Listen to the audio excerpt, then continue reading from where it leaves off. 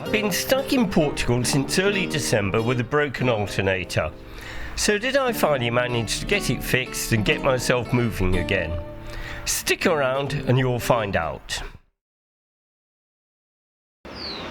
Those who watched the part 1 video will know that our option 1 to sort the problem was to source a replacement alternator in the UK. We duly found an old Denso alternator. It was sent to an electrical workshop, Unit Exchange, Boreham Wood, for checking out. Unfortunately, they found that it had a dodgy rectifier. It all took a bit of time to sort out, but the refurbished alternator was ready on the evening of 22nd December, and it went out the next morning. We decided to use a major international courier who'd be sure to be able to get it out here through customs in double quick time. So we selected DHL. Now after Christmas we started trying to track it, but the shipment number never showed up on their tracking system. We spent countless hours contacting DHL, leaving messages and so forth, but we never found the package. Fast forward to the 3rd of January, when Unit Exchange were fully back at work. They sent the lad over to the drop-off point and they found that the alternator was still there. DHL had never even picked it up. And this could have been sorted in just a couple of phone calls.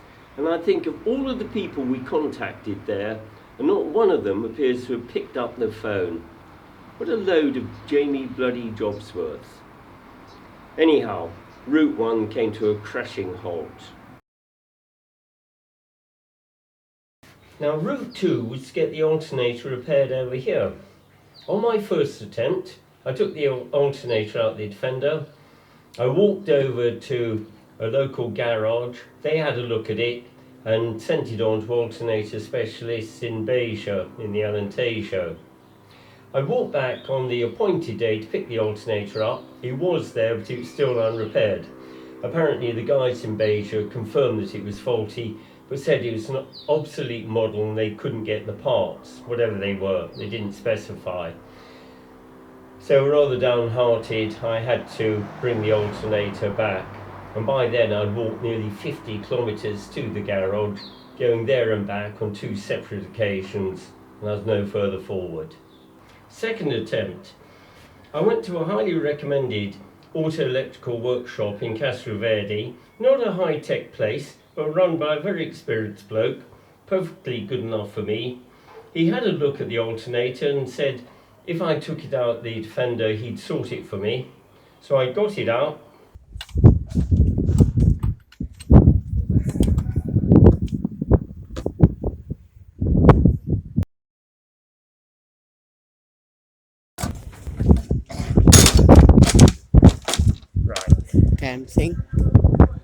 I delivered it to him, he opened it up, and then we could see what the problem was. 3 of the diodes in the rectifier had burnt out. Now he called his usual supplier, and the supplier said that it was an obsolete model and they couldn't get the rectifier. At this point he became rather stroppy and got very excitable. I think out of frustration that he wasn't going to be able to repair the alternator and he wasn't going to make a lot of money out of me. He threw the alternator back together and pushed it across the counter and told me to get lost. I have the rectifier here, and I have to say that whilst he took it out he did manage to break it, makes it practically unrepairable. I would point out that it's perfectly possible to replace the button diodes in a failed rectifier, and indeed this one was repaired on a previous occasion. Interestingly, it wasn't the replacement diodes which burnt out. It does, however, help if you don't break the back plate first. Third attempt. I went to yet another auto electrical workshop, this time a place in Ferreira do Alentejo, recommended to me by my builder. I showed them this failed rectifier. They looked it up in a huge catalogue they've got with absolutely hundreds of rectifiers. They recognised it, they put it on order, and 48 hours later I got a phone call saying it was in stock. And they had sourced a Mobiletron unit from the UK. By arrangement, I took the Defender around there. I had to get the alternator out yet again, going in and out of the vehicle like a fiddler's elbow. Mind you, I was getting pretty slick at it by now. I had figured out how to do it without taking out any of the turbo hoses or indeed crawling under the vehicle to remove the lower oil hose. I handed the alternator over to them. Half an hour later it was handed back to me. I put it into the vehicle, fired her up, and it worked first time. Job done. When I found that what I needed to repair the alternator was merely the rectifier, that opened up another option, namely to buy a rectifier in the UK, have it sent out here to be fitted locally. I duly found one on eBay, but unfortunately that seller doesn't dispatch internationally. So I got my good friend and fellow overlander, Mo Abbas, to buy it on my behalf, which he kindly did very promptly. He was about to send it here when I got the alternator fixed locally. Anyhow, I'll have it available to carry with me as a spare on future expeditions. When I hit a problem when I'm on a trip, I always try to learn the lessons and avoid doing the same thing again. And there's 4 lessons I've learned here, but I regret to say 2 of them I knew already. Lesson 1, know which spares you want to carry and make sure you're carrying them with you. Now I normally do carry a spare alternator, but I didn't on this occasion. The alternator I took out last February had a damaged casing and I was going to buy another but didn't get round to it. But apart from the casing, the alternator is in perfectly good condition. I should have put that inside the spares box and we could have cannibalised it to repair this one. Would have saved me a lot of bother. If you think that a whole alternator is a bit big and heavy, if nothing else, carry a set of brushes and also a spare rectifier, or better still, 2 or 3 of them.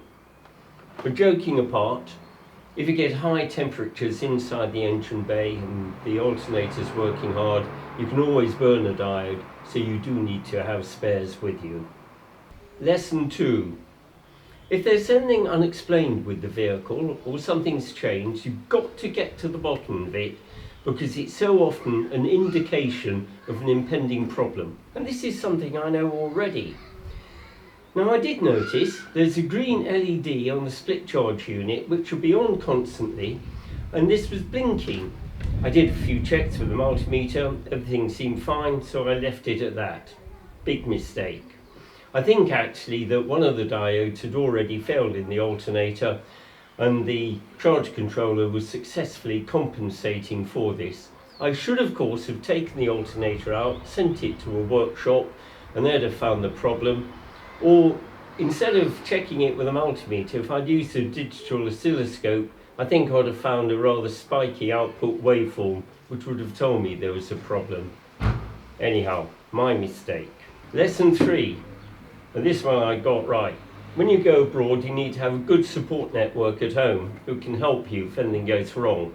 And in this case, I use 3 parties. I use Atkinson Automotive.